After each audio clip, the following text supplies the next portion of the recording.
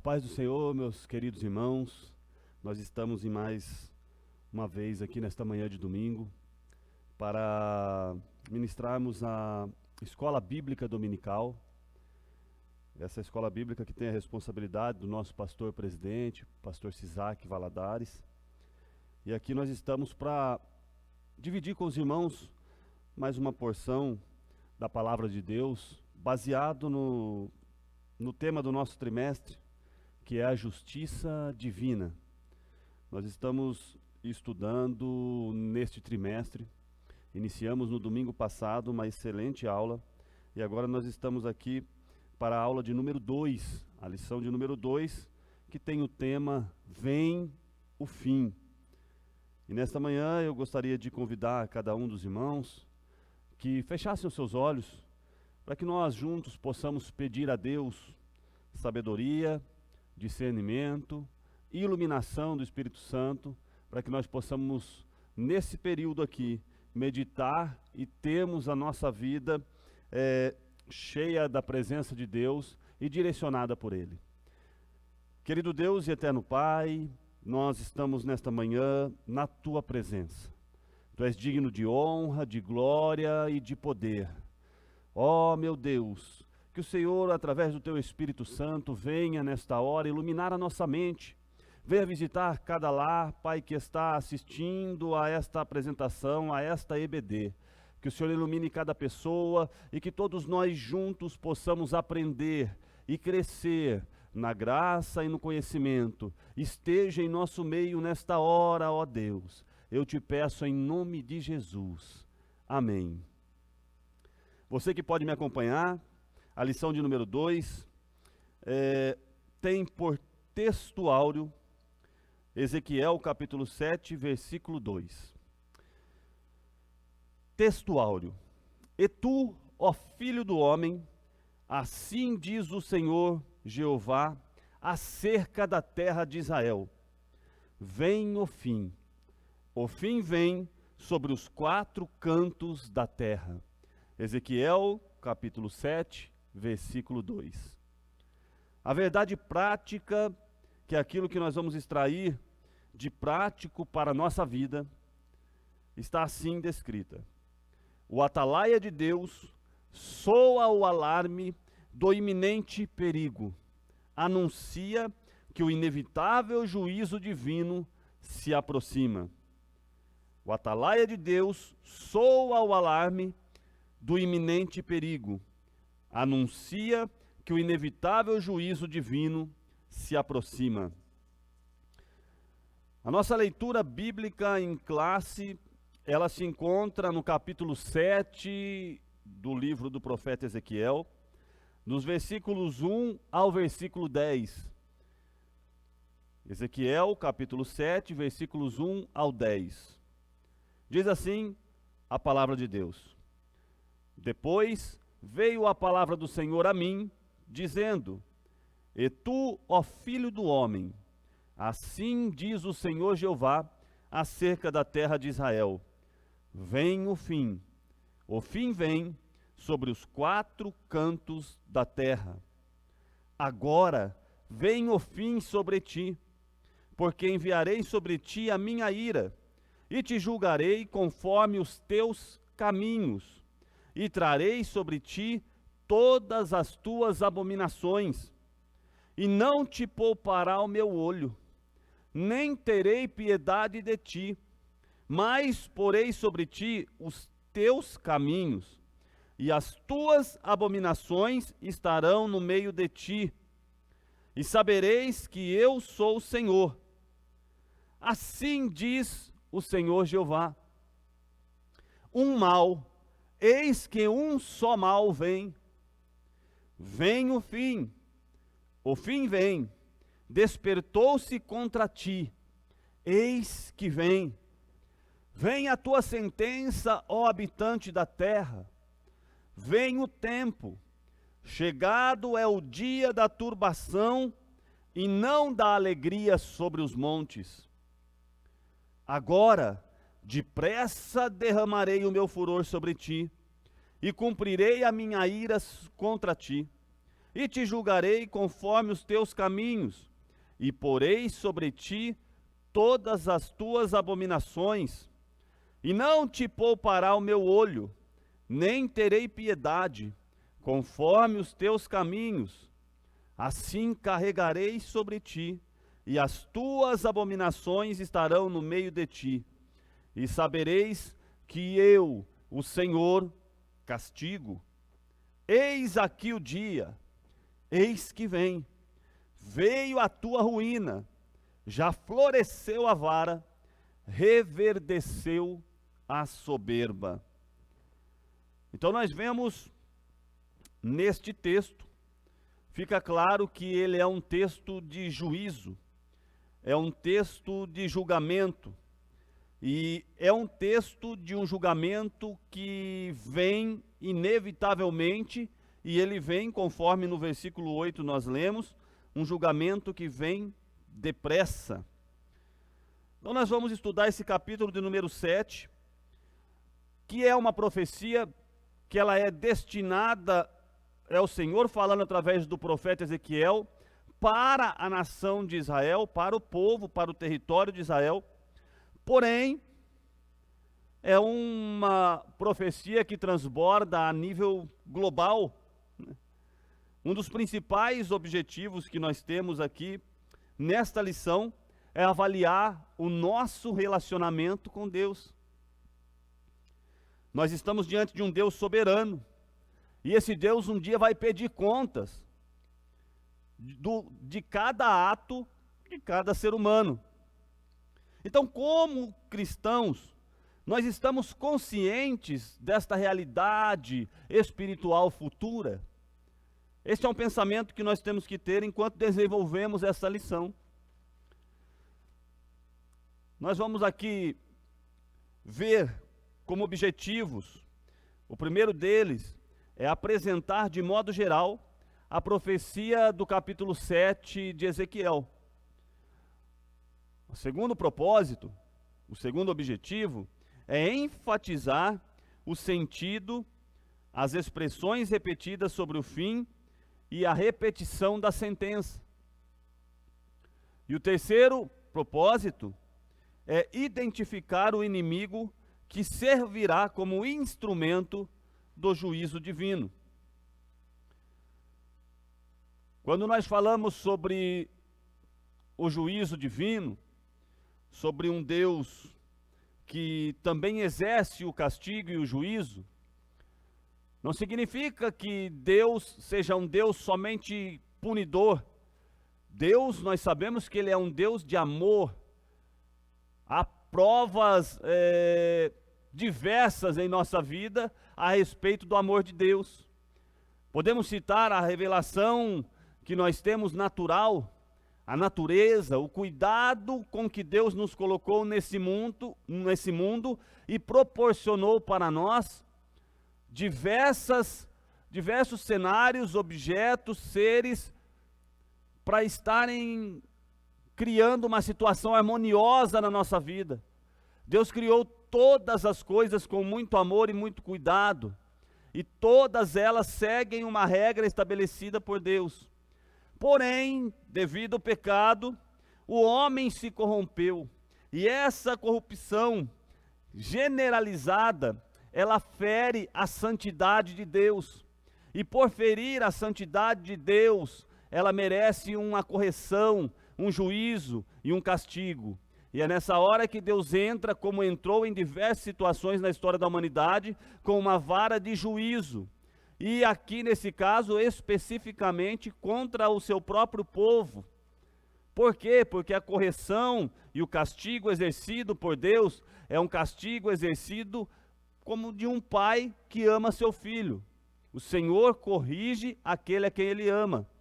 Então, quando Deus está aqui exercendo um castigo e um juízo sobre Israel, Ele está preparando Israel, ou Ele vai demonstrar, através mesmo da dor, e buscando nesse cenário trazer Israel para uma restauração futura. Sempre Deus exerce um castigo e um juízo, mas também promete uma restauração futura. Nós vivemos numa época em que entendemos que a taça do juízo de Deus também já está cheia, está no limite. Nós estamos naquilo que entendemos no final dos tempos, nas últimas horas da igreja na face da terra. Nós vemos corrupção generalizada, nós vemos distorção de valores, nós vemos a crueldade, pais, padrastos estuprando, matando seus enteados, seus filhos. Nós vemos o desamor no meio da sociedade. Nós não conseguimos ver entendimento entre a sociedade. Há uma divisão muito clara. O cenário ele não é bom, ele não é positivo. Aqueles que possuem mais, por vezes, escravizam os que possuem menos. Quem impera nessa sociedade é o príncipe das trevas deste século, com a permissão de Deus, com uma forma de juízo. Mas este cenário em que os homens fazem tudo a seu bel prazer, negligenciam a existência de Deus, não obedecem, não adoram, não o servem, não o reconhecem e fazem tudo que ofende a santidade desse Deus. Deus não está alheio a esta cultura pecaminosa da nossa geração. O Senhor está assistindo tudo. E assim como o juízo que nós vamos ver nesta lição veio sobre Israel, o juízo virá também sobre a nossa geração.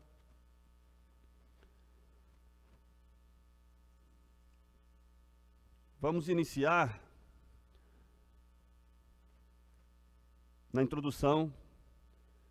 O juízo divino descrito no discurso profético do capítulo 7, ele é endereçado à terra de Israel, ou seja, particularmente aos seus habitantes. Mas ele não tem uma implicação somente à terra de Israel, ele tem uma implicação global. Os contemporâneos de Ezequiel na Babilônia, e até mesmo em Jerusalém, recusaram a mensagem dos profetas, principalmente de Ezequiel e Jeremias, por não acreditarem que Javé permitisse que os ímpios conquistassem a cidade e destruíssem o templo. Ezequiel foi um profeta do cativeiro. Quando o reino de Judá foi deportado pelos babilônios, nós vemos na história e na palavra de Deus que houveram 3 deportações. A primeira delas foi no ano 605 a.C. Nessa primeira deportação, os príncipes e os nobres foram levados cativos para a Babilônia. Entre eles estava Daniel, Misael, Ananias e Azarias. Na segunda deportação, no ano de 597 a.C., muitos outros foram levados para a Babilônia. Entre eles estava o profeta Ezequiel. O profeta Ezequiel, ele exerceu o seu ministério profético às margens do rio Quebar, na Babilônia, onde de lá ele teve visões tremendas a respeito do juízo de Deus, a respeito da santidade de Deus. E quando ele comunicava à nação que estava cativa na Babilônia, de que Deus tinha utilizado-se desta ferramenta que era a própria Babilônia para julgar o seu povo e para trazer o seu povo ao arrependimento, e que Jerusalém seria totalmente destruída e que o templo seria totalmente destruído, aqueles judeus que estavam cativos ali na Babilônia não acreditavam. Eles depreciavam e desconsideravam a palavra do profeta. Porque os judeus pensavam que enquanto o templo estivesse em pé, então Israel ou Judá jamais seria destruída. Eles tinham a sua esperança no templo. Porém, eles estavam andando distantes e num outro caminho em relação ao Deus que tinha a sua presença ali no templo. Eles desobedeciam a Deus e colocavam a sua confiança no templo. Então as profecias de Ezequiel, principalmente no início do seu ministério profético, foram totalmente desprezadas pelos judeus que estavam ali no cativeiro babilônico. E até aqueles que estavam ainda em Jerusalém, porque uma parte do povo estava lá, também desconsiderava totalmente as profecias de Ezequiel. A esperança deles continuava no templo. Mas a história diz, e a Bíblia diz, que no ano de 586 a.C., Nabucodonosor invadiu Jerusalém por causa da rebeldia contra as determinações que eles tinham colocado. Ele invadiu Jerusalém e destruiu totalmente o templo, e aí levou todo o povo cativo, deixando lá somente alguns pobres. Depois do cumprimento da profecia de Ezequiel, através deste ato de Nabucodonosor, é que esse profeta passou a ter algum crédito. Mas veja que ele profetizou por muitos anos, sendo desacreditado por uma nação rebelde que não reconhecia o exercício do juízo divino. Deus estava permitindo que uma nação que era mais ímpia do que o próprio povo dele fosse usada como uma ferramenta de juízo. Isso parecia loucura na mente deles. Como poderia alguém que nunca serviu a Deus servir de vara de juízo para nos levar para uma correção? Mas Deus tem os seus métodos, e os métodos de Deus não são para ser questionados. Deus age da maneira que Ele quiser. Cabe a nós interpretar e fazer uma análise nossa, como nós estamos em relação a Deus, para que nós possamos viver uma vida de paz, para que nós possamos não cair num juízo ou numa correção. Primeiro tópico, a palavra-chave da nossa lição de hoje é fim. E o primeiro tópico, nós vamos fazer uma análise aqui sobre a profecia, especificamente estudando aqui o capítulo de número 7 do livro de Ezequiel.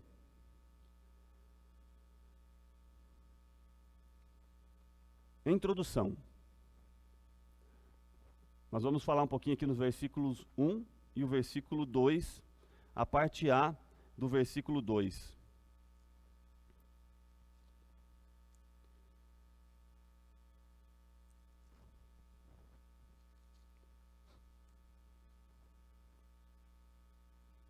Ezequiel capítulo 7, versículos 1 e a parte A do versículo 2. Depois veio a palavra do Senhor a mim, dizendo: E tu, ó filho do homem, assim diz o Senhor Jeová acerca da terra de Israel.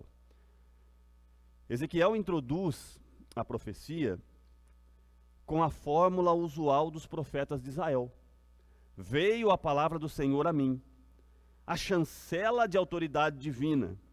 Assim diz o Senhor Jeová. É a marca registrada dos profetas de Javé. Existia uma responsabilidade muito grande nas costas de quem tinha, irmãos. Quem era colocado por Deus, quem era levantado por Deus como profeta. O profeta que falasse e cumprisse, aí era profeta de Deus. Mas aquele que falasse em nome de Deus e fosse uma inverdade e não se cumprisse, as coisas acontecessem de forma diferente, ele era apedrejado, ele era morto. Existia um valor em relação à palavra do profeta e um cuidado em relação àquilo que ele deveria falar ou não, se era de Deus ou se não era de Deus. Mas nós vemos a chancela divina aqui nas palavras de Ezequiel. Veio a palavra do Senhor a mim, não veio da cabeça dele, não surgiu do nada. Ele não teve um sentimentozinho não. E aí ele diz categoricamente, assim diz o Senhor Jeová. Era uma comunicação divina, inconfundível. Diferentemente da natureza da atividade profética inicial, que ocorria por meio de visões, essa fórmula verbal de revelação que aconteceu principalmente nos períodos em que o povo se distanciava de Deus. Então, quando nós vemos aqui nos profetas, tanto nos maiores quanto menores, normalmente nós vemos palavras de juízo, palavras de correção, palavras de alerta, palavras de um perigo iminente. Então esses homens foram levantados como atalaias, no sentido de despertar a nação, de levantar a nação para que eles ouvissem a voz de Deus. Essa revelação indicava ser a mensagem recebida de uma forma externa, direta e audível. O profeta profetizava, sem sombra de dúvida, a respeito daquele ato, a respeito daquela situação, a respeito daquela necessidade de conversão, de mudança de rumo. Foi assim com Ezequiel, foi assim com Isaías, foi assim com Jeremias e com tantos outros profetas. Eles sofreram, às vezes, o abandono, o desprezo, foram considerados como insignificantes, perderam status, perderam família, mas assim, a palavra que vinha da parte de Deus era algo tão forte no coração e na mente deles, que era impossível não entregar. Qual foi a extensão dessa profecia? A palavra hebraica Adamá Israel, para a terra de Israel, no versículo 2, ela aparece 17 vezes no livro de Ezequiel e em nenhum outro lugar do Antigo Testamento. Isto significa que a ira divina sobre o povo de Israel viria no seu próprio território. Mas ninguém deve restringir esse castigo somente a Jerusalém, porque essa profecia e esse castigo também tem um caráter cósmico, portanto extensivo a outros lugares. Isso fica claro pelo uso da expressão escatológica no versículo 2. Vem o fim vem sobre os 4 cantos da terra.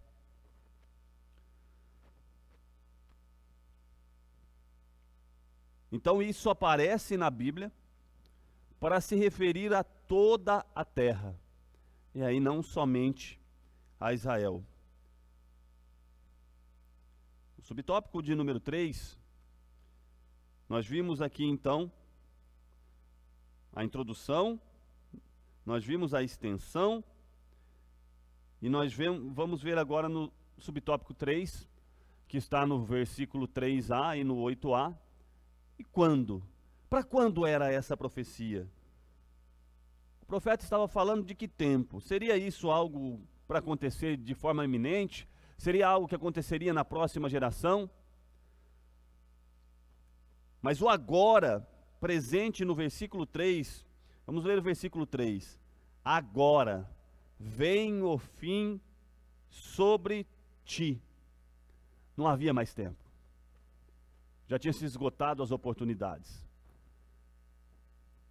A ira de Deus já tinha chegado, a taça da ira de Deus já tinha chegado no seu limite.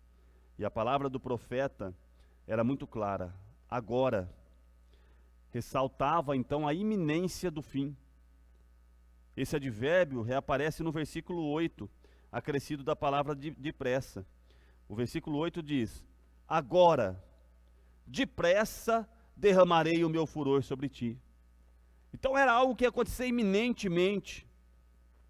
Essa urgência é também demonstrada pela construção gramatical do verbo hebraico vir, que aparece 10 vezes nesse curto trecho da profecia. Em 4 delas, a ação está em andamento, pois o particípio hebraico indica uma ação contínua e ininterrupta. Eis que um só mal vem, eis que vem, vem a tua sentença, eis aqui o dia, eis que vem. Pequenos trechos de alguns dos versículos desse texto. Então veja que era algo que já estava para acontecer, e que Deus já estava fazendo, já estava realizando, era algo para agora, era algo depressa, era o juízo de Deus imediato. E Deus usa o profeta para alertar o povo. Para sintetizar esse tópico, o profeta Ezequiel, ele anuncia a hora do acerto de contas de Judá e Jerusalém com o Deus Javé. Era a hora de acertar contas. Era a hora em que Deus ia cobrar todos os pecados do povo. A desobediência, Deus ia cobrar a idolatria, Deus ia cobrar todo tipo de pecado. Não havia mais tempo. Fica claro neste capítulo 7, alguns aspectos a respeito dessa profecia do juízo contra Israel, ou contra Judá, que seria uma destruição. Se a gente pegar do versículo 1 ao 6, nós vemos que essa seria uma destruição completa. Se pegarmos do versículo 7 ao 10, a gente observa que é uma destruição iminente. Do versículo 10 ao 15, nós vemos que ela era inevitável, já não tinha mais o que fazer. Do versículo 16 ao 19, de que não haveria obstáculo para essa destruição, nada impediria que ela acontecesse. E do versículo 23 ao 27, que ela seria uma destruição universal. Então a rebelião do povo de Deus contra o próprio Deus, ela findaria abruptamente no momento em que Deus levasse contra o povo o seu castigo. O tópico de número 2. Vamos ver sobre o fim, qual é o sentido, quais são as expressões repetidas sobre o fim, e vamos ver a repetição dessa sentença. Por que que o fim é tão falado neste capítulo 7 de Ezequiel? Qual que é o sentido? Vamos ver aqui o versículo 2, a parte B, o versículo 3, a parte A, e o versículo 6. A parte B do versículo 2 diz assim: vem o fim vem sobre os 4 cantos da terra. A parte A do versículo 3 diz: agora vem o fim sobre ti, porque enviarei sobre ti a minha ira. E o versículo 6 diz: vem o fim vem, despertou-se contra ti, eis que vem.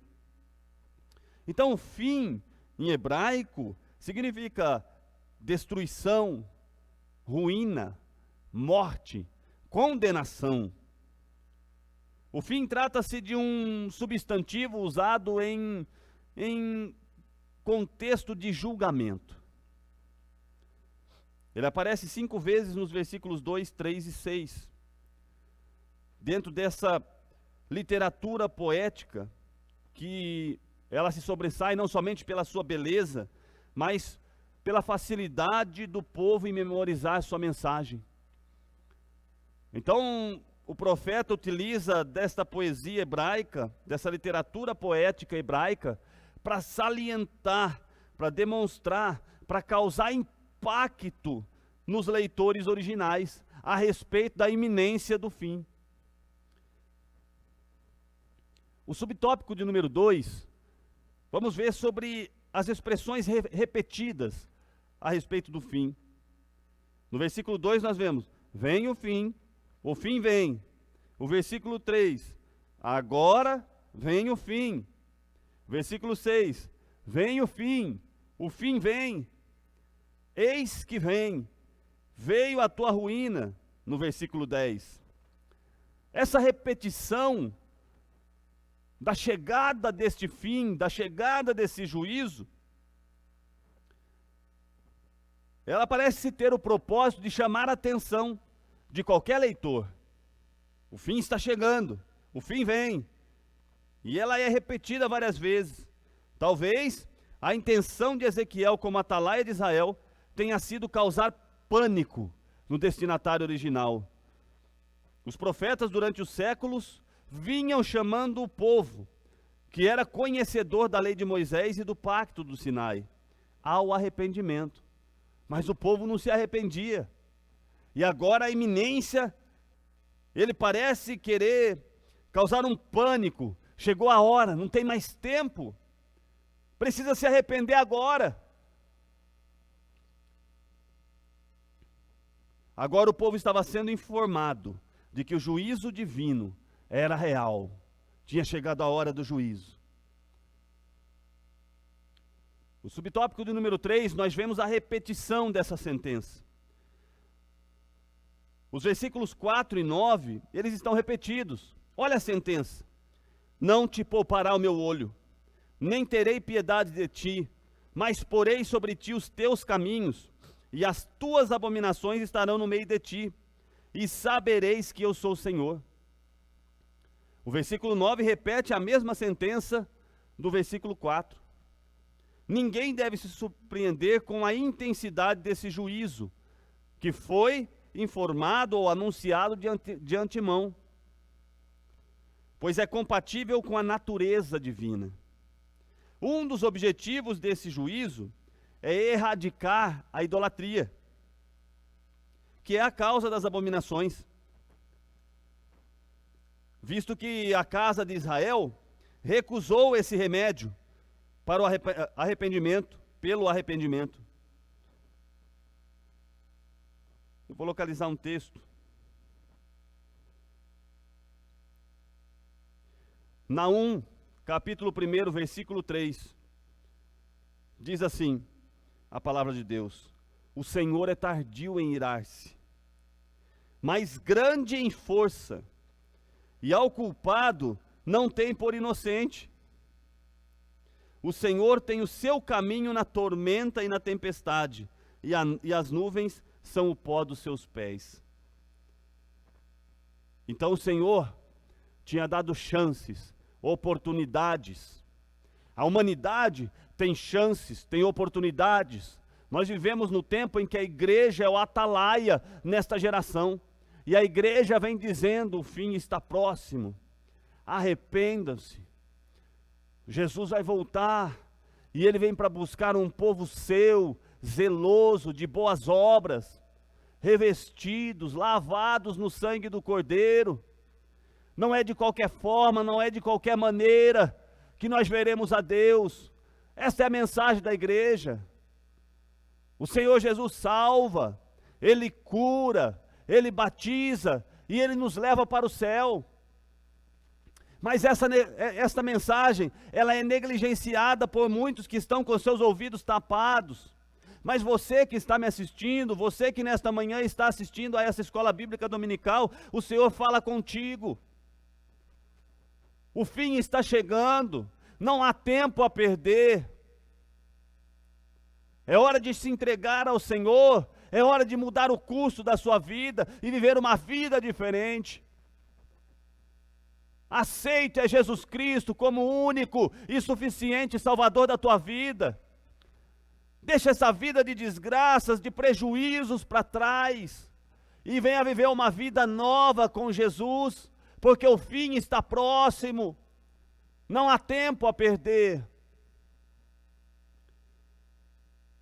Sintetizando este tópico de número 2, o capítulo 7 traz uma série de expressões e sentenças que confirmam o sentido de destruição total no fim. E quem era esse inimigo? No tópico de número 3, vamos estudar sobre o inimigo. O subtópico número 1, já floresceu a vara, que está no versículo de número 10. Eis aqui o dia, eis que vem, veio a tua ruína, já floresceu a vara, reverdeceu a soberba. Então Ezequiel faz uma analogia botânica, uma metáfora que se perdeu no tempo. A palavra profética anuncia: veio a tua ruína, já floresceu a vara, reverdeceu a soberba. O que essas palavras significam? Há diversas interpretações que não cabem neste comentário, mas dentre as 3 principais, a mais aceitável é a que considera essa vara, destacada aqui no capítulo 7, como o rei Nabucodonosor. Assim como o rei da Síria, lá no segundo livro dos reis, no capítulo 17, versículo 3, como o rei da Síria, ele foi o chicote de Deus para açoitar Samaria, os filhos de Israel do reino do norte, que já tinham sido deportados lançados ao mundo mais de 100 anos antes, por conta do pecado, Deus tinha usado a Assíria para deportar. Então agora, da mesma forma, Jeová usou o rei da Babilônia, como Azorrague. Azorrague era uma espécie de um chicote para chicotear Jerusalém em Judá. Irmãos, o mecanismo, a forma do trabalhar divino é que não entrava na mente dos judeus que tinham sido deportados. Como eu já disse antes, como poderia uma nação mais ímpia do que nós servir na mão de Deus como juízo para nós? Mas o foco de Deus, o olhar de Deus, o cuidado de Deus estava para com o povo dele. Não importava o método que ele tinha usado, nem quem ele tinha usado para dizer ou para fazer algo, mas sim o resultado que isso iria trazer para o povo. Porque, irmãos, depois do cativeiro babilônico, quando eles voltaram para reconstruir o templo e a cidade, já não se vê mais falar sobre a idolatria, sobre a adoração a outros deuses. Não, aí a adoração passou somente a ser a Jeová. Então veja que mudança, que transformação religiosa que aconteceu no meio do povo, através das duras penas do cativeiro e do juízo de Deus. Deus sabe trabalhar. A gente tem que deixar sempre Deus trabalhar, que Ele sabe o melhor. O subtópico número 2, reverdeceu a soberba. Nós já lemos aqui no versículo 10. O rei Nabucodonosor extrapolou os limites. Aí ele incorreu num erro, irmãos. E ele foi punido por esse erro. Deus tinha determinado ele, Nabucodonosor, como Azorrague ou a vara de juízo contra Judá. Mas ele foi maldoso. Ele foi cruel na aplicação desses castigos. Deus não mandou o rei proceder dessa maneira. Por isso, o furor de Javé se acendeu contra a Babilônia. Está lá em Jeremias, capítulo 51, versículos 34, 55 e 56. Vamos ver esse texto. Jeremias, capítulo 51, versículos 34, 55 e 56. Nabucodonosor, o versículo 34. Nabucodonosor, rei da Babilônia, me devorou, pisou-me, fez de mim um vaso vazio. Como o dragão me tragou, encheu o seu ventre das minhas delicadezas e lançou-me fora. Olha a crueldade com a qual ele tratou o povo, que apesar de estarem andando em caminhos errados, era o povo de Deus, menina dos olhos do Senhor. Versículos 55 e 56. Porque o Senhor destrói Babilônia e fará perecer nela a sua voz. E as suas ondas bramirão como muitas águas, ouvir-se-á o arruído da sua voz. Porque o destruidor vem sobre ela, sobre Babilônia, e os seus valentes serão presos. Já estão quebrados os seus arcos, porque o Senhor, Deus das recompensas, certamente lhe retribuirá. A recompensa pelo mal que Babilônia causou aos judeus já estava determinada. E Deus cumpriu assim. Então essa reação divina é exemplar, porque ainda hoje, irmãos, ainda hoje, Deus julga os poderosos que abusam da autoridade e cometem atrocidades, escondido atrás de uma posição, atrás de um cargo, de um nível social, poderosos que não se preocupam com aqueles que passam dificuldades, mas cometem terríveis atrocidades. Isso às vezes respinga no próprio povo, mas o castigo definitivo será individual e na eternidade. Ali sim, o castigo vai ser completo. Subtópico do número 3, o rei Nabucodonosor. Nabucodonosor é de origem acádica, antiga língua da Mesopotâmia. Nabucodonosor, que significa Nabu protegeu minha herança. E aí o escritor aqui coloca algumas formas em que esse nome era utilizado no hebraico e no Antigo Testamento. Mas o fato é que ele era filho de Nabopolassar, que reinou durante 21 anos na Babilônia. E Nabucodonosor reinou então 43 anos na Babilônia. Depois os outros reinados foram curtos, até Belsassar, que reinou, se não me falha a memória, 17 anos. E depois disso veio o Império Medo-Pérsia. E aí acabou o Império Babilônico. Teve fim esse império que foi tão forte. Subtópico do número 4, Babilônia, que também tem um nome com origem acádica, Babili, que significa portão de Deus. Também o Antigo Testamento hebraico usa o nome Babel, e a Septuaginta usa a forma grega Babilon, que significa Babilônia. O país tem o mesmo nome da sua capital. Caldeus e babilônios eram no princípio povos distintos. A palavra Kashdu significa conquistadores. Ela era usada para identificar as diversas tribos semitas que povoavam o norte do Golfo Pérsico, no sul da Babilônia, desde os dias de Abraão. Isaías, ele fala de babilônios e caldeus, referindo-se ao mesmo império. Então esse era o povo que foi usado por Deus para ser vara de juízo contra Judá. Sintetizando esse último tópico, o versículo 10 dá uma pista a respeito da identidade do inimigo que vai causar todo o mal sobre Jerusalém, o rei Nabucodonosor. Quem ouvia a profecia de Ezequiel, no capítulo 7, enquanto ele estava ali cativo na Babilônia, e quando o templo ainda não tinha sido destruído, talvez, se meditasse nessa profecia, pudesse então já perceber de onde viria, quem seria o causador do maior castigo e do juízo contra o povo de Deus. Às vezes, e por falta de entendimento, muitos deles não compreenderam, só foram compreender aquilo que o profeta estava dizendo depois que o cenário da destruição total de Jerusalém já tinha acontecido. Aí então eles puderam crer que aquilo que o profeta estava dizendo falava a respeito do rei Nabucodonosor, que acabaria destruindo completamente o templo em Jerusalém. Concluindo, os julgamentos divinos na história mostram que o pecado jamais ficará impune e que a única maneira de escapar da condenação é através do arrependimento e da fé. Não tem outra forma, irmãos. Quer escapar da condenação? Arrependei-vos. Tenha fé em Cristo Jesus. Essa é a única maneira. Israel não tinha desculpa.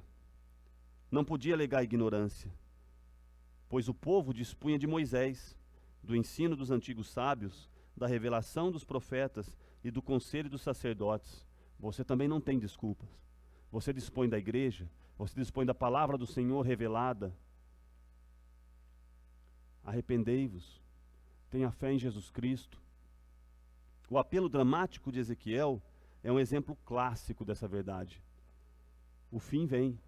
E nós devemos cuidar da nossa salvação. Que Deus possa abençoar você, que Deus possa abençoar a sua vida, que Deus possa abençoar a sua família. Que você tenha um ótimo domingo. No próximo domingo nós estaremos estudando as abominações do templo, na lição de número 3. E eu convido você e a sua família para vir à noite, às 18h30, onde nós iremos cultuar ao Senhor aqui no nosso templo, todos juntos, adorando a Deus. Que Deus possa te abençoar. Nós iremos orar a Deus, agradecer por esses momentos. Feche os teus olhos.